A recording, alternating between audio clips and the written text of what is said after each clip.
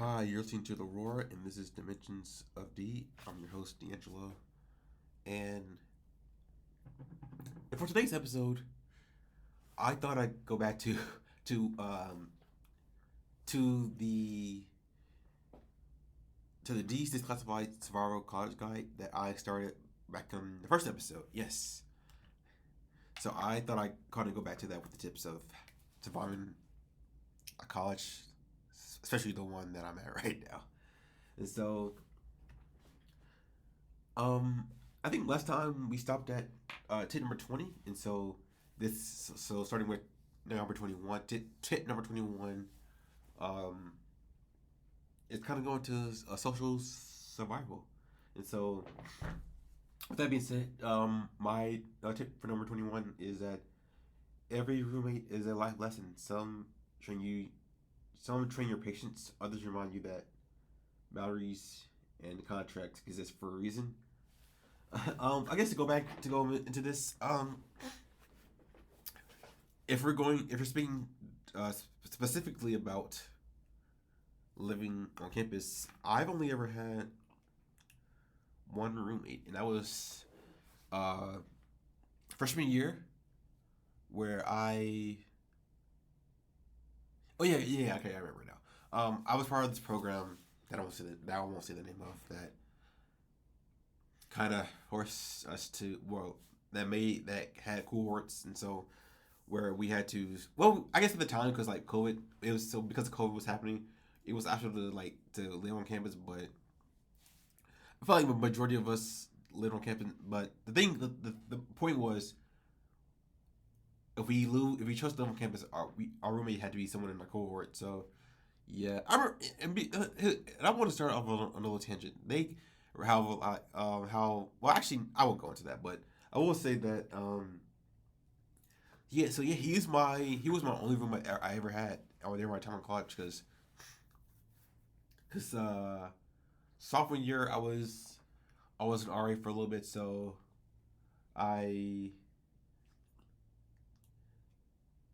had the room, like I didn't so I always had the room for myself. And I did have a you know what's funny, I guess I did have roommates. I guess I never really like interacted with them. I think that's why I blocked it out. But yeah, so junior was at so so first year was at Centennial CP. Second year, first half of sophomore year was at still CP, and then the second half of sophomore year was at the LLC. Junior year was at South Hall. I had a roommate, and then I think he was a freshman. I think, yeah. It was just like, okay. And I think what happened was,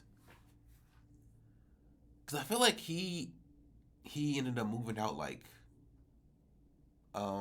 before the semester, probably like middle of October, maybe November. Because I remember like by the time I was like moving out, he had already left. I think he I think he dropped out, right? 'Cause I think he was one of those like people who was like into music. Well, not into music because like he made music like beginners music, I would say. But but yeah, yeah. But I feel like because I would say like because I was an RA, I was a big like stickler for the rules, and so one thing I remember about him was that he used to vape. Yeah, vape and play loud music, and then he just used to be leaving his like laptop open, and so I remember this one time where it was like he was vaping, and then the alarm in our room had went off, but like and so like but like I think yeah, and both of us thought it was like the building, and so like none of us like neither of us had left the room until like I don't know like what was the thing, but like I think he had opened the door because I didn't open the door, and so like and so but some of the door got open, but I know I didn't, so he must have done it, I guess. And it was like, and it turned out that only our room was the one whose alarm was going off, and so someone had to come down and shut that off. And I was like, it had to have been because he was like the vape coming from the smoke coming from his vape was what caused it. And I remember he had like he ended up putting like his hat over it. I was like, oh, I was like, okay. And then senior year, which was kind of technically one semester, it was I lived in Carpenter, and so I had four other roommates. No, four other roommates, three other roommates. Um, yeah, that was iffy too. And I remember, yeah, I think yeah that was Carpenter was something because it was like because like one the washing machine is like out. You had to go out like your kind of area to just wash your clothes, and I remember like because like this was something when I was because I feel like this is I feel like this only happens in like Carpenter, but I think they may have done it in other buildings too. I think it's in CP now, but like you have to like to do laundry. Yeah, you have to download this app, and then you have to like credits and all that. Yeah, because I remember like from all the times where I was in CP, LC, and South Hall, it was just regular machines. You like you operate like a normal machine, and then you just create a timer on your phone of when they come and get them. But for Carpenter, you have to use the app and then credits, and then that kind of made me that really changed the way how much I wash my clothes too, which was crazy to me. But yeah, to go back to the roommates thing, I think the only thing I was out of three, I know one was a white guy. I don't remember who the third one was, but I remember the one of the roommates. Well, yeah, one of the roommates. He was a I don't know if he's a divine nine. He probably is actually, but he was I think people call him Mouse, but I know that's not his name. But people call him Mouse for whatever reason. But I remember like him and his girl, well his ex, because I think they're together now. I think her name was Kennedy or whatever.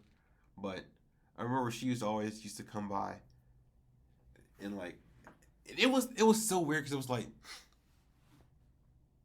cause like um cause like it was like really no warning and I didn't want to walk out my room like with no clothes on and she just kind of and she just had and he had someone over like or her for example and she happened to see me like cause like the way my room was like the restroom was like well one of the restrooms was like straight across from my room so because like if I just walk out of my room I would just go straight to the restroom but so I didn't want to just do that and like she's right there so it's like so I kind of have to like listen out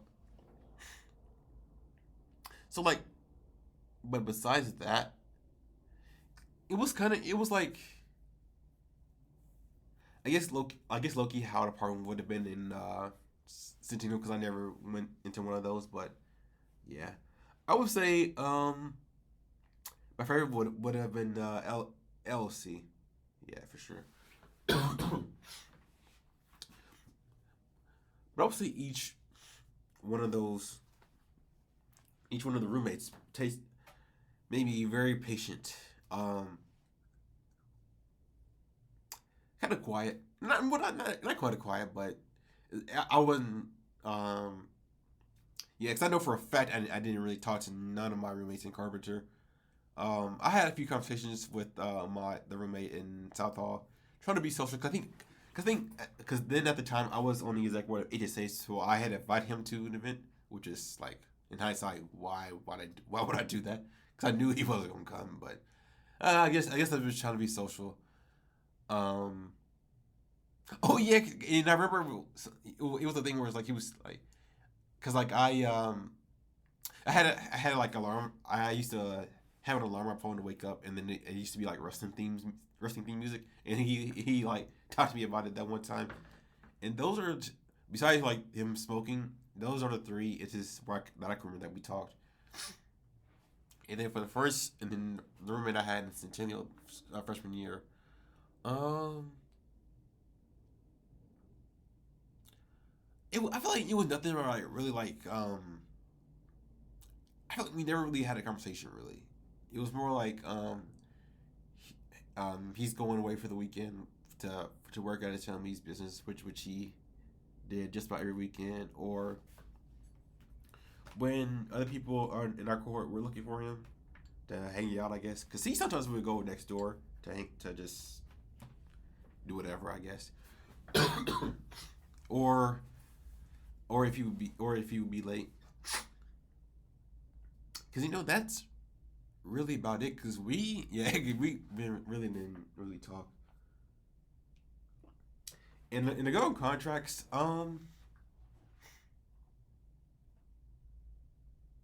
it's funny. I don't. Well, I think I remember doing mine with the one in South Hall, and then uh, South Hall, and then what is it? Centennial. And I feel like there had to be one for Carpenter, but we never were together to do it. So I don't know if that ever happened. I guess, right. And so I know it the contract eventually transitioned to something to do online, but I'm not sure if it was a thing where like why I did it, and then each of us we did our own individual things. Is that how they did it at that time? But I'm not sure. But and the funny thing about my time in Carpenter was like one of my residents who I was the RA of in Centennial was what turned out to be my RA when I stayed at Carpenter Complex, which is really interesting. Like he definitely remembered me and everything. And so for my next tip number 22, it's sleep when you can, not when you should. Life won't always give you the ideal moments to rest, so take them when you can. It's not laziness; it's recovery. Um, yeah, I think I talked about this back in episode one, but yeah, I feel like my schedule is different. Well, not I would say schedule, but like sleep schedule I would say is different. I would say I feel like a lot of stuff has happened since I came back to the guide and back in episode one when I filmed episode one. It's like lately, cause I remember because there were times where I used to come home when we're able to like work on assignments, but now I feel like now every time I get home I take a shower, eat, and I feel like there's like I like take like rest breaks or like close my eyes just like the rest with because I have attention just to get back up, but I feel like I have like these blackout moments, and then a few hours have passed, and then sometimes I get back up and like fill up my water bottle and get my clothes out for the next day, and then sometimes I just turn off the light, just go back to bed, and so it's really been kind of a struggle to like find time to do work because sometimes I'm not able to like do work while I'm on campus that I intend to do, and so the intent is to go home and do at least some of it, but then I end up just blacking out. But yeah. But to go back to what I was saying in the first episode, well, yeah, back in the first episode was that like find like or like try to have a day when you do absolutely nothing. I would say that day for me is for the most part Saturday. So I think most Saturdays this semester I haven't really done anything because I think usually I tend to do it on Sundays because I go to mass and then I get fruit from brunch from the Catholic in the student council center here on campus, and then I go to my spot and I do work until it gets dark, and then I head home. And I think for the most part, I get like majority of it, if not all of it, done during that time. So yeah, that's kind of how I've been doing for the most part.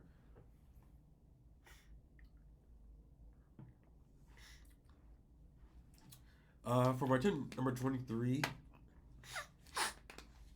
I have remember names. Remembering names isn't just polite. It's a quiet superpower for connection, trust, and influence. Um, that's kind of iffy for me. I guess now it's kind of easier to remember names, or like at least on your own. So, especially with social media, and if you see their profiles, if they actually have their names on their profile, you can remember that way, especially if it's someone you want to talk to, like a girl, which sometimes my case is. But I think the issue is when like you never you never met the person, or like or you haven't really talked much, and then you like kind of have that first conversation and you know their name. I feel like it might come off a little weird, especially for a girl, especially if you're talking to a girl.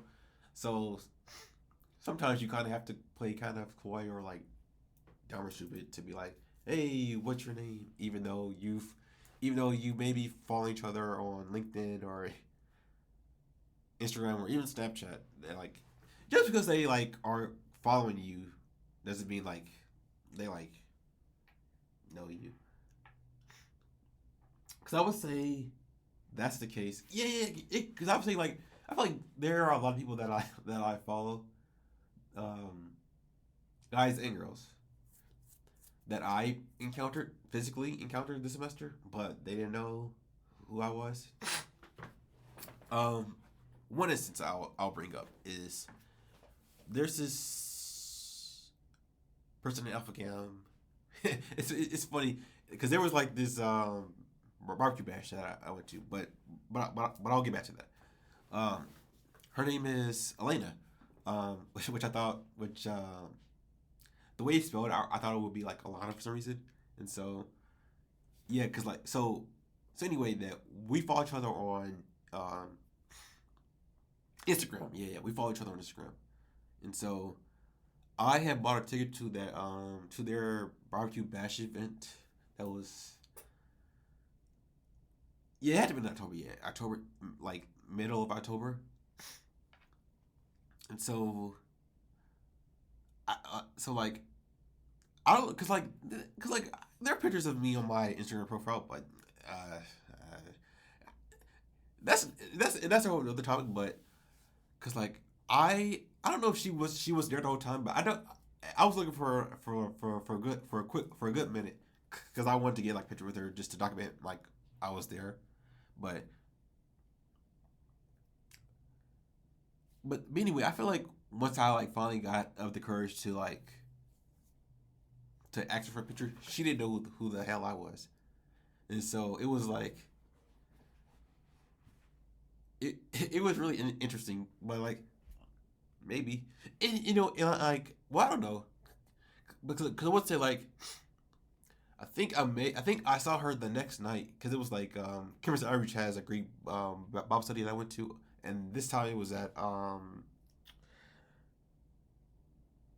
the Sig house. 'Cause I know I think that's the one that Drew was a part of. So it was at their house, and she was there, and I noticed, and like at first I kind of didn't think that was her, but I noticed like I feel like for her trademark is like her like the red lipstick on her lips, and so like I recognized that was her, and so and I don't think she recognized. Well, I don't know. I don't know because it's like I had on the same like blazer jacket that I wore there, but I don't know. She didn't like interact with me in any way. So and then but like I don't know. So I feel like she had to have known like it was me, or I don't know. I feel like she had to like at a certain point. Like but Oh yeah, and then but I think the thing was I posted the picture on my story, like the picture that we took together, and so um I feel like and I feel like I feel like we crossed paths like at another point. Oh yeah, it was at that the KA Halloween party, but she was kind of she was really wasted. I was like she was really not there. So I can actually buy that she didn't what like not exceed like know who Nadia and me was at that point. But I kind of think there was like another point too, but I don't remember at this time. But yeah, that's but yeah. So social media can be a kind of a tricky thing when it comes to remembering names. For my tip 24, I have ask alumni questions. They love talking about the old days. When you ask alumni about their past, they give you a chance. You give them a chance to relive it and how mentorships and this is how mentorships and opportunities often begin. Um, this is kind of true, especially for the older, I would say senior citizens are alumni. Yeah, I feel like that's especially true for them. Not it may not be necessarily true for I would say from when I started, which was in 2021 on up. Cause like I would say for them, it'd probably be like there were some good moments, but I don't feel like they wouldn't really be like, oh, this was such a great experience. And it would be because I'm kind, although I don't like to be considered alumni, I technically am an alumni. So but like, but I feel like low key, not many people know that. Well, that I've come in contact with, that I have come in contact with this semester, especially. Not many people like know that, and so like they haven't really been like asking me for advice or questions, which is cool. And like I don't really be like interacting with that many people anyway, so it's like they it wouldn't really happen regardless. But but it just really just interesting, you know, because I think that was something that helped me out that my first few years with because I had a mentor my freshman year, but I always used to talk with like some of the upperclassmen. Yeah, talking with other upperclassmen is really the key and really helpful because like they've already been through it. Well, been through most of it at least, and so they would know what to do and everything. Because I don't think I even knew about rate my professor until they they were talking about it, and so yeah, because I would say even they gave me some suggestions on like who to take for classes and so that's helped me with my getting like credits and like getting kind of easier classes, getting easier and or interesting classes to take, and so yeah, definitely lean on upperclassmen if you know any of them for like, and especially if they like have your major or minor, it'll be really helpful.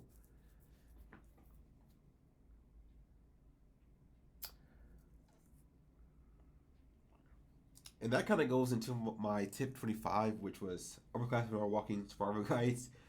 Upperclassmen have already done the trial and error, so ask them questions, learn from their wins and mistakes, and your path gets a lot easier. Uh, yeah. So basically, it's basically just everything I just said before. I will say though, there are times that I'm finding out a little bit about semester, especially from the guests I've had on so far. That like some of the lower classmen have been they've been they've been doing. I'll say they really been doing their thing. Like as in like they kind of been inspiring, really inspiring, especially in terms of like I guess especially for me, just like being around people, being social, and just actually having a life. And so it's been really interesting getting to know those people and just seeing how they navigate life and their struggles and how they bounce back and like how they navigate life after going through certain events and stuff, and just learn more about them in general. So for my tip number 26, I have networking is greater than grades sometimes. Grades prove ability, networking proves relatability. Success often comes from balancing both. Um, yeah, I would say networking is it is above grades. I would say because you could because like yeah because I think sometimes when grades because like I think the thing is like it goes back to the phrase that you can be a good student but you can be a bad test taker but you can be a good student, and so like a job that you want, you can take a class and like be good at that class that will give you the skills needed for the job that you want, but you will also have to take other classes that have nothing to do with your job and be terrible at them, and that will affect your grade.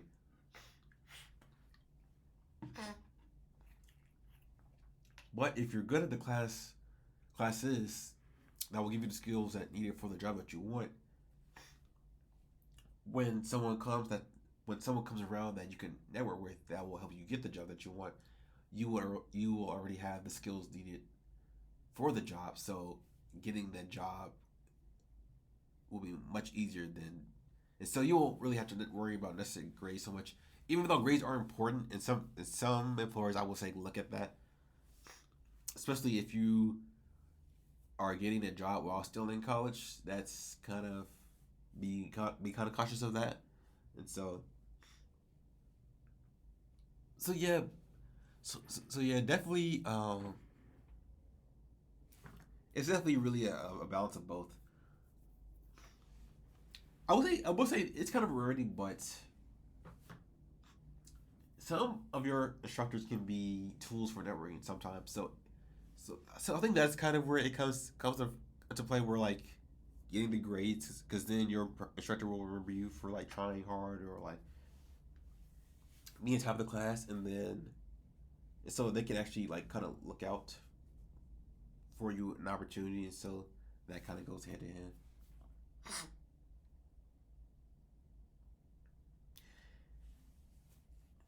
And so the next tip I have will be, well, actually this is probably my last tip of today's episode, and it will be in its internships teach two lessons: skill and self control. They'll they're less about opportunity and more about observation, proving you can perform under quiet scrutiny while learning how workplaces really operate. I would say that's true.